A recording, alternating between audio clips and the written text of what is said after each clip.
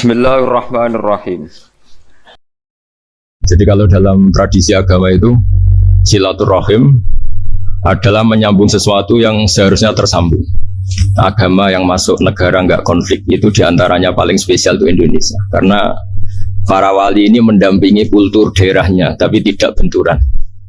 Misalnya kalau orang Jawa dulu pakai sesajen di sawah-sawah katanya dimakan penunggunya. Ya penunggunya sawah itu kalau dulu ya pikirannya itu makhluk gaib. Di era modern ya penunggunya itu ya kambing, ayam itu. Jadi ya memang yang makan itu akhirnya. Tapi dulu itu aneh diistilahkan dimakan penunggunya. Kalimat penunggu itu apa ya gak jelas, apa dengan tanda petik apa penunggu betul gak jelas. Wali-wali datang tidak mengkafirkan itu tapi terus dirubah jadi sedekah ke tetangga-tetangga. Jadi kultur itu gak dilawan tapi cukup diubah. Jadi makani demit menjadi sedekah ke tetangga. Nah cerita kurban juga seperti itu. Dulu tokoh-tokoh Quraisy penunggu Ka'bah itu dulu sudah ndak tauhid, sudah musyrik kalau dalam bahasa agama. Itu di mana-mana termasuk kebutuhan pokok manusia itu kalau kumpul-kumpul itu makan-makan. Itu mulai dulu. Terus korbannya itu ya pasti perempuan mulai dulu. Jadi hanya bagian masak, boleh makan nanti ngenteni luwian itu, ngenteni bekas-bekasnya. Sehingga yang nyortir Abu Jahal CS itu. Jadi yang kurban harus hewannya bagus, spesial, bahkan nggak boleh dikawinkan. Hewan yang mau dikorbankan itu nggak boleh dikawinkan, nggak boleh pernah dikendarai, nggak boleh pernah dipakai bajak sawah dan sebagainya. Semuanya serba spesial. Nanti dikorbankan di Ka'bah. Yang dijual Ka'bah. Nah pertanyaannya Ka'bah ini nggak memakan daging. Yang untung ya ketua-ketuanya ini. Karena Ka'bah tidak doyan daging. Dan itu ya di atas namakan Allah, ini demi taqarrub ila Allah, demi itu. Sehingga mereka bilang wa qalu hadhihi an'amu wa harsun hijrul la yat'amuha illa man nasa'u bisamihim. Ini hewan kurban harus spesial dan yang berhak makan hanya orang-orang spesial, yaitu para penunggu Ka'bah, para sadanatul bait. Tapi karena mereka sudah tidak benar, tidak jujur, Islam mau merubah tradisi itu. Tapi kalau tradisi itu dirubah, maka Islam akan terkenal pelit karena dari acara makan-makan menjadi tidak ada makan-makan.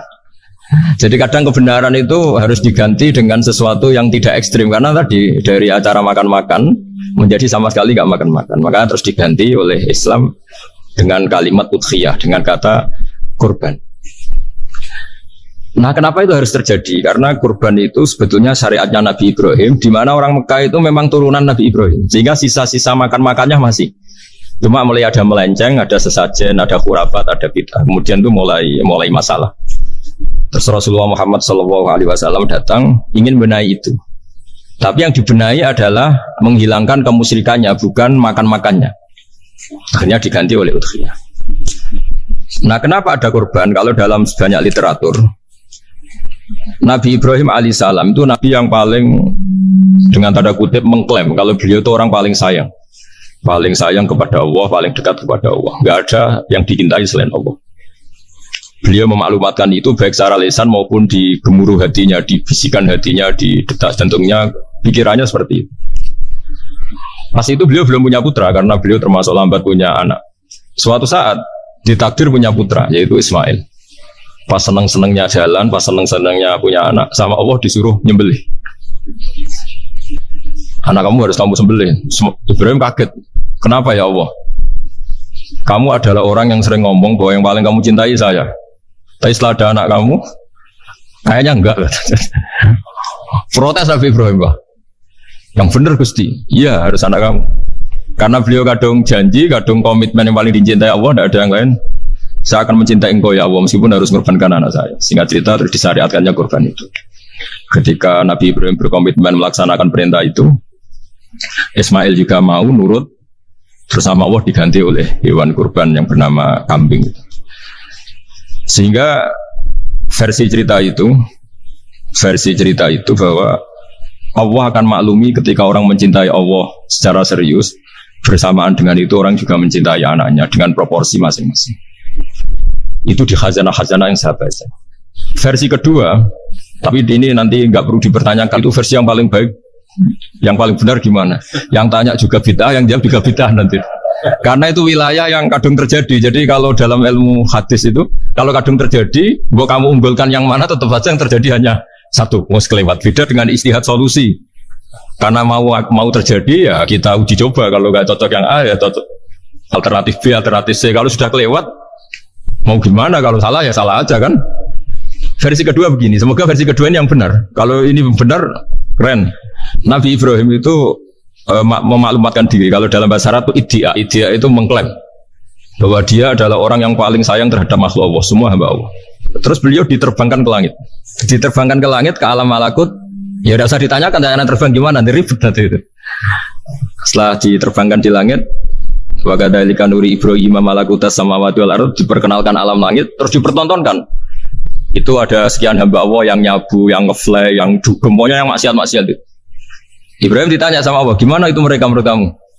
Gamirhum, habisi saja ya Allah. Mereka makan rezekimu, hidup di bumimu, tapi mereka tidak mengindahkan engkau. Matikan saja. Sama Allah diturutin. Jalan-jalan lagi sampai 3 kali peristiwa tempat-tempat maksiat itu dihabisin sama Nabi Ibrahim. Beliau minta sama Allah supaya itu dihabisin. Singkat cerita, terus beliau diturunkan sama Allah. Saat diturunkan, ya Allah tidak jawab, tidak apa. Allah itu punya sunnah, punya tradisi. Dengan nabinya itu tidak jawab. Suatu saat Nabi Ibrahim disuruh bunuh anaknya, disuruh nyembelih. Protes kan? Buat samrotu fuadi, ini kekasih saya, putra saya, kenapa engkau nyuruh membunuh? Terus kata Allah, kamu tidak ingat, di malam kamu saya mi'rajkan, melihat hamba-hambaku, dan itu yang bikin aku, dan saya cinta sama mereka yang bikin saya, kamu yang tidak saja minta dibunuh. Segera gantian saya yang minta, kamu tidak nurutin gitu. Kamu pas minta saya tidak tak pikir, langsung tak turutin. Kenapa saya yang sekarang minta kamu pikir? Tapi gua samrotu fuadi, itu buah hati saya. Dan memangnya makhluk-makhluk itu makhluk siapa? Saya yang bikin. Kamu enak saja nyuruh bunuh. Nah semenjak itu jadi kearifan kita. Makanya ada guyonan di dunia kia itu, ada anak perempuan, kan nggak lazim ya, perempuan pakai GL Pro kalau dulu, mungkin sekarang pakai Ninja, pakai celana jin. Sopo wong luput suwo itu, siapa itu perempuan kok gitu? Ini ponakane jenengan Mbah, astagfirullah, muga-muga pangeran nyepuro. Jadi langsung rubah dari maksudkan menjadi ndak karena keluarga. Nah, jangan-jangan kebencian kita pada maksiat itu oke, kita wajib benci maksiat, tapi tetap ada catatannya. Plus yang maksiat itu tidak orang yang terkait dengan kita. Coba kalau yang maksiat itu orang yang terkait dengan kita, itu anak kita, ponakan kita, mungkin istri kita, paling mintanya ya Allah ampuni. Sama-sama maksiat, yang satu minta dihabisin, yang satu kita minta diampuni. Fair gak kita sebagai manusia? Tidak fair. Tidak fair. Makanya kalau ada guyonan, ada supir salah dimarahin, pasti supir ini belum pegang rahasia. Tapi kalau sudah pegang kartu, si pajikannya punya apalah gitu, simpanan gitu, wah ini pegang, berani marah gak tuh? Jadi itu guyonan kiai. Makanya jadi manusia itu gak pernah adil sebenarnya. Makanya Allah pernah mensifati manusia itu wa kanal insanu zaluman jahula. Manusia itu sangat zalim dan sangat bodoh. Kalau misalnya jenengan tanya, orang soleh pun itu gimana? Orang soleh asal manusia tidak nabi, itu ya mesti ada zalimnya. Makanya kalau dalam kitab Hikam diterangkan, kitab Hikam itu kitab yang olah manusia. Itu menyebut begini, manusia itu siapa? Dijawab, manusia itu mangkanat mahasinuhu masawiyah. Orang yang ketika baik saja salah, apalagi ketika salah. Kita misalnya punya toko laris itu, doanya mustajab laris, pembelinya banyak, kualitasnya bagus. Pasti ada toko sekeliling yang megap-megap karena orang sekarang ke kamu kan. Sehingga orang supaya terus merasa salah. Robbana dzalamna anfusana. Meskipun kita sedang benar pun, saya termasuk kiai yang kalau ngelepas haji, mungkin yang haji itu mangkel. Karena saya tidak pernah muji-muji haji, meskipun saya melepas orang haji. Umumnya kiai kalau ada orang haji kan dilepas haji mabrur, tidak ada lain balasan kecuali surga. Saya itu karena pernah kecil, pernah dengerin masyarakat. Itu ngenes ketika si kiai pidato tadi ternyata ngenes. Ngenesnya seakan-akan surga itu hanya milik yang haji. Anak koyo kula sepudi Gus ora kelar kaji. Semenjak itu setelah saya jadi kiai ya dendam juga. Akhirnya setelah saya jadi kiai kalau ngaji, orang yang haji mabrur balasannya surga, orang yang fakir sabar juga surga, orang yang sering dimarahin istri juga surga. Kata pokoknya surga lah terus. Sampai yang mau haji itu Gus, gimana kok bahas kita kok sama dengan mereka? Ya karena saya ada ulama pesanan kata gitu. Jadi artinya gini, ketika Anda muji ibadah haji, jangan kira yang ngenes tidak banyak, yang ngeluh juga banyak, karena mereka ada takdir gak mampu haji. Itu hebatnya Islam. Islam juga datang dengan solusi-solusi. Misalnya Jumatan itu hajinya orang miskin, orang yang ingat Allah mulai subuh sampai matahari terbit juga sama dengan umroh. Jadi karena tidak semua orang itu mampu haji. Jadi itu Islam. Nabi Ibrahim diperingatkan Allah bahwa tidak seperti itu cara mengelola hambaku. Nah, Islam ini kata Allah, anit tabi' millata Ibrahim hanifa. Referensinya Islam, mentornya Islam itu Nabi Ibrahim. Sehingga kita alhamdulillah punya sejarah wali songo, saya punya orang tua Kiai Nur Salim itu sayang sekali sama umat, Mbahmun juga gitu. Karena memang agama ini itu kalau masalah kebenaran itu serius, tapi di balik kebenaran ini yang perlu dicatat oleh semua yang mencintai agama ini, bahwa Allah itu tidak butuh taat kita. Dan Allah tidak akan gagal sebagai Tuhan karena maksiat kita. La tanfa'uhu ta'atuhum wa la tadurruhu maksiatuhum. Allah tidak akan ngefek ketika semua orang taat ya gak ngefek, semua orang maksiat juga gak ngefek. Karena Allah ini zat yang punya eksistensi sejati, sehingga hubungan kita dengan Allah itu gak ngefek ke Allah, tapi ke kita sendiri. Sehingga mereka lebih rileks karena gak merasa harus mati-matian bela Allah. Allah tetap Al-Qayyum, zat yang bisa berdiri sendiri. Sehingga di kitab-kitab itu ada bab namanya Mizahun Nabi, guyonan-guyonan Nabi. Itu ada babnya sampai di kitab Ihya masyhur itu. Suatu saat ada orang sepuh sowan ke Nabi, karena sudah sepuh, beliau pamit, kira-kira jam segini pamit, ya Rasulullah saya mau pulang karena nanti kemalaman. Karena beliau jalan kaki yang orang sepuh. Kata Nabi, ya tenang saja di sini, nanti uang kamu udah jalan kaki. La ahmilan naki alab dinnakoh, nanti kamu tak naikkan anaknya unta. Dikiranya orang sepuh tadi namanya anak unta itu ya kecil. Wa ma fa'altu biminako, apa yang bisa saya lakukan dengan anak unta? Sudah, tenang saja. Setelah beliau ngaji lama, ya dikasih unta tua itu. Silakan kamu bawa unta saya ini. Ini kan unta tua, ada anak unta. Ya meskipun tua ya anaknya unta. Jadi agama itu rileks. Nabi Ibrahim itu pernah minta supaya nyawanya itu diperpanjang, karena beliau umumnya orang itu kan ingin nyawa panjang, ingin umurnya panjang. Allah tidak jawab gak apa. Suatu saat ada tamu, orangnya itu sepuh sekali. Nabi Ibrahim karena orang yang sangat menghormati tamu dikasih kurma, apa itu? Anggur. Itu setiap dimakan dikunyah, meler lagi keluar. Karena sudah sepuh, nggak ada giginya, dikunyah keluar lagi. Itu jawabnya Nabi Ibrahim, ya Allah, masuk lagi ke kamar, sholat lagi, mengcancel doa panjang umur.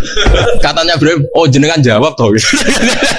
Artinya kalau ingin tua sekali ya nasib kamu kayak itu gitu. Jadi karena beliau tahu itu jawaban, terus masuk kamar, oh jawab terus jenengan, terus membatalkan doanya. Itu Nabi Ibrahim. Kalau orang sekarang enggak, dongo ngarani, ya tua ya tetap sehat. Karena doa itu kalau enggak diperjelas itu ya repot. Ini cerita supaya kita berislam itu teriak. Saya Mbah Mun itu meskipun dia top, senangannya dia guyon bapak saya. Tapi guyon itu ada yang wajib. Saya dulu itu janggal. Nuduh zina itu dosanya besar sekali. Saya ulang lagi, nuduh orang lain zina itu dosanya besar sekali. Disebut bab kota. Saya pernah menjumpai 3 kiai besar Duofa, 3 kiai besar. Dia top semua. Di majelis itu ada gosip bahwa si A itu punya selingkuhan sama Sri misalnya, atau siapa lah. Kalau di Arab itu senangannya pakai Salma, Laila Majnun Salma. Kalau di Jawa itu kasihan korbannya itu. Ya, tapi itu contoh saja. Itu si kiai 3 tadi gak ngefek, malah tanya gini, loh apa perempuannya cantik? Wah, cantik sekali Mbak. Cantiknya sampai kayak apa? Malah bicara cantiknya perempuan. Saya itu yang pertama iskal. Ini kiai kok bakas orang apa? Cantik. Orang ayu. Setelah majelis itu bubar, yang penggosip tadi ya yang gosip ini gak kiai, yang pembisiknya ada kiai, yang gosip ini gak kiai. Cuma kiai 3 ini posisi mendengar. Tapi malah tanya cantiknya. Singkat cerita setelah orang itu pulang bilang gini, itu kalau saya bilang iya dengan gosip itu, saya ikut golzab, saya ikut menuduh orang lain zina. Itu dosa besar. Selain itu saya kiai, kalau saya bilang iya dianggap membenarkan. Maka untuk mengalihkan gak bicara nuduh, jadi guyon tadi. Jadi guyonnya itu, karena kalau kita tadi bilang iya, artinya mengiyakan. Dan itu artinya golzab, punya dosa besar karena nuduh orang lain zina. Diperparah dia kiai besar, kan orang menjadi percaya karena yang ngomong bukan penggosip lagi, tapi ya, maka dialihkan. Loh, ayo lu cung. Sampai segitunya kearifan. Sehingga dulu ketika Maiz itu seorang sahabat yang pernah salah besar. Itu Nabi ketika beliau ada gosip salah gitu ya, Nabi masih, jangan-jangan kamu hanya mimpi cung, jangan-jangan kamu hanya megang, tapi tidak sampai zina. Sampai terakhir Nabi tanya, Afi aplikasi, jangan-jangan otak kamu sudah agak error. Saking tidak inginnya Nabi mempercayai hal-hal seperti itu. Nah problem kita di zaman sekarang justru kadang nyari-nyari supaya tahu buktinya. Yang dulu para orang soleh menghindari bukti itu supaya nggak suudzon. Sekarang orang mencari-cari bukti. Padahal itu dilarang, wala tajassasu, orang nggak boleh mencari-cari kesalahan orang lain. Nah itu kearifan-kearifan yang saya dapatkan dari Bapak, dari Mbah Mun, dari Pak Zaini, dari Pak Gores. Mereka orang-orang yang luar biasa menghindari ngomong penting. Sekarang itu orang banyak yang sering ngomong penting. Sebenarnya itu malah salah. Karena kalau ngomong penting itu vonis terhadap orang lain. Tapi kalau kamu rileks, tidak. Nabi dulu itu rileks sekali. Ketika beliau ngaji gini, terus ada pemuda lewat bawa cangkul mengabaikan pengajian Rasulullah. Banyak sahabat bilang, celaka orang itu ada Nabi ngaji kok tidak ikut. Jawabannya Nabi unik. Jangan-jangan dia punya keluarga yang harus kerja, dan kalau harus kerja untuk nafkah keluarganya itu juga ibadah. Itu ya sunnah saya. Jadi Nabi rileks saja, tidak tersinggung, tidak. Nah, kenapa kita butuh rileks? Karena kebenaran sekali dipaksakan itu jadinya benturan. Dan itu wali-wali Songo itu dulu sudah berpikir seperti itu. Sehingga Pak Zaini yang sering ngendikan sama saya, kita ini bisanya mengikuti Mas Bah, kalau manggil saya Mas, tidak bisa benturan. Sehingga tadi ada modifikasi dari sesajen menjadi sedekah, dari apa menjadi apa. Jadi tidak langsung benturan. Dan itu khazanahnya, bacaan-bacaannya banyak sekali, termasuk peristiwa udhiyah tadi. Jadi dulu kurban itu dipakai ajang orang-orang tokoh Quraisy supaya dapat daging yang bagus di atas namakan Ka'bah. Jadi agama ini dijual mulai dulu. Terus kuno agama ini dijual. Dan agama mulai dulu ya prospek. Ka'bah itu bisa menyedot wisatawan berapa, wisata religi. Sehingga dulu ada Ka'bah tandingan, perhitungannya juga ekonomi. Jadi mulai dulu itu ya sudah seperti itu, mau apa Bang, apa bikin dunia seperti ini. Jadi mulai dulu agama itu ya, sampai orang Yahudi gak mau iman sama Nabi ya, pikirannya sederhana, kalau saya tokoh banyak yang sowan, banyak yang ngasih-ngasih. Kalau saya ikut Muhammad, saya anak buah, yang ngasih saya siapa ya? Jadi perhitungannya juga ekonomi. Jadi ketika Abraham mau bikin Ka'bah tandingan, itu perhitungannya juga ekonomi. Jadi ribet kan memang kalau manusia itu sudah ribet. Tapi Islam ini datang bukan untuk itu, tapi memaklumi itu. Itu hebatnya Nabi Ibrahim. Ketika beliau berdoa, ya Allah, keluarga kami saya tempatkan di Mekah. Rabbana liyuqimus sholata faj'al af'idatam minan nasi tahwi ilaihim warzuqhum minas samarat. Cuma menurut Islam dibalik, ya Allah, kita ini ingin anak-anak kami ini bersujud kepada Engkau, ingin anak-anak kami ini melakukan sholat. Tapi mereka ini manusia yang untuk ketahanan hidupnya butuh makan, butuh rizki, butuh ekonomi. Maka tolong ekonominya dijaga ya Allah. Jadi dibalik, demi sholat menjaga ekonomi. Jangan dengan demi ekonomi meninggalkan sholat. Jadi dibalik, jadi demi sholat menjaga ekonomi. Juga termasuk menjaga politik. Andaikan tidak ada orang Islam yang cakap politik, terutama yang soleh-soleh. Kemudian negara bikin aturan ala mereka. Sholat dianggap larangan, pengajian dengan larangan, juga repot. Makanya mulai dulu kiai-kiai itu ya politik, karena nggak ingin negara ini diatur oleh orang yang anti sholat, anti agama. Karena kalau negara terserah yang sedang jabat, kemudian yang jabat tidak soleh, bisa nganggap maksiat-maksiat tidak ilegal, yang pengajian justru ilegal. Nah, di sini kenapa banyak orang-orang soleh dulu ya rata-rata ya berpolitik mulai sebelum kemerdekaan sampai setelah kemerdekaan. Jadi itu ada filosofinya. Nah, bahwa ada oknum-oknum yang tidak seperti itu ya monggo, itu oknum. Tapi sebetulnya awal-awalnya kenapa banyak orang soleh yang politik, karena nggak ingin negara ini dipimpin oleh orang-orang yang anti agama, anti kebaikan. Sehingga berkahnya apa? Berkahnya negara ini berkonstitusi secara Islami. Meskipun tidak negara Islam, tapi tadi hak asasi manusia terjaga, hak belajar, hak beragama, hak ibadah. Coba bayangkan kalau kita jadi korut, Korea Utara kan pusing.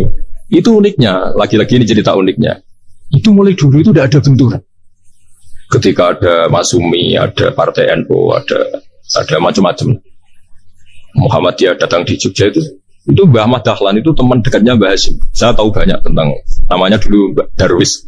Itu dulu ngajinya sama pernah buyut-buyut Qiyami di sini. Dulu ngaji Mbah Soleh Darat, Mbah Ahmad Dahlan sama siapa itu Mbah Hasyim. Ketika di Mekah yang Mbah Ahmad Dahlan ngaji Syekh Khotib Minangkabau itu ya sama Mbah Hasyim.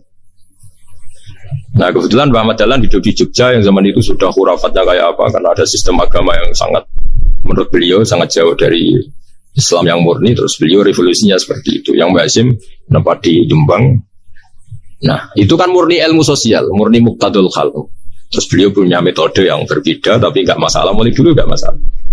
Kemudian jadi kalau yang kadang-kadang memasalahkan tuh ya memang yang nggak tahu masalah. Sebenarnya dulu itu ya biasa aja, karena ya itu urusan metode, urusan. Saya teruskan masalah ukhiyah. Jadi yang diceritakan Nabi Ibrahim tadi bahwa benci seseorang kita atas namakan maksiat itu tidak segampang itu. Karena jangan-jangan kebetulan yang maksiat itu keluarga kita. Apakah kita punya kebencian yang sama saat yang maksiat itu keluarga kita, atasan kita, teman kita? Ya kayak tadi. Kalau saya corong jodi belinjani janji, ada orang janji sama saya gak tepat waktu, saya bisa marah, itu pasti sebabnya jelas. Itu bawaan saya, gak berjasa sama saya. Kalau kata dokter Keli gak cantik. Intinya Nabi Ibrahim itu coba kalau yang maksiat itu anak kamu berharap saya ngasih tobat kan? Bukan langsung tak habisin kan? Intinya Allah ingin bilang ke Nabi Ibrahim, andai kan yang maksiat itu anak kamu, ingin saya menghabisi apa tak kasih tobat? Ya kasih tobat ya. Ya seperti itu saya yang bikin. Maka di Al-Azhar sana, kalau cerita orang-orang alim itu masyhur. Ada tempat maksiat, mau dihabisin sama orang-orang yang sangat keras. Ketemu Syekh Mutawalli Sarawi, ditanya, andai kan mereka mati saat maksiat, itu mereka ke surga apa ke neraka? Ya ke neraka. Ditanya sama Syekh Mutawalli, kalau mereka ke neraka, akan ada lika murad dan Nabi? Apa seperti itu yang digadaki Nabi, umatnya mati terus masuk neraka karena belum tobat? Tidak, Nabi inginnya mereka tobat dulu. Ya sudah, jangan dihabisin. Kamu berproses ikut mentobatkan mereka. Kebetulan ini mau mendengar. Jadi kita lunak, kita baik itu ya semuanya ingin Allahum yarji'un, semua mereka kembali, mereka tobat. Bukan lunak dengan arti mengakui maksiat itu satu kebaikan, itu yang bahaya. Kalau lunak sampai mengakui itu maksiat itu kebaikan, itu bahaya sekali. Tapi kita lunak karena kita ingin berproses untuk bertobat. Karena tadi kalau kita punya nurani itu mesti, andai kan yang maksiat itu anak kita atau teman dekat kita atau orang yang berjasa sama kita, apa kita bisa tegas? Kira-kira gimana? Waqad adabbahu ta'ala khalilahu Ibrahim fi ba'di mawatinihi al-azimah. Jadi Allah kalau dalam bahasa Arab memberi teguran itu namanya takdib. Makanya kalau orang nakal itu, kalau orang Jawa bilang kurang ajar. Sebenarnya ajar itu kan tahun ajaran baru. Ajar itu kan barang baik. Ya kan disebut tahun ajaran baru.